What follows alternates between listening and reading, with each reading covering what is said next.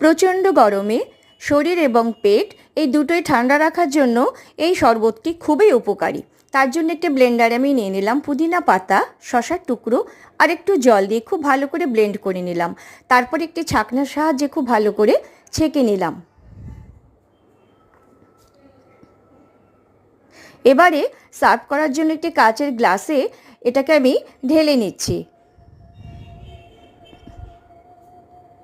এবারে এর মধ্যে দিয়ে দিচ্ছি লবণ, বিট লবণ, গোলমরিচের গুঁড়ো আর ভাজা জিরের গুঁড়ো, আর দিয়ে দিলাম 2 চামচ পাতিলেবুর রস। খুব ভালো করে মিশিয়ে নিলাম। এবারে আমি দিয়ে দিচ্ছি কয়েক টুকরো বরফ, আর ওপর থেকে একটু ভাজা জিরের গুঁড়ো ছড়িয়ে দিয়ে এটাকে আমি সার্ভ করব। তাহলে তৈরি হয়ে গেল আমার শসা, পুদিনা আর পাতিলেবুর রসের তৈরি শরবত।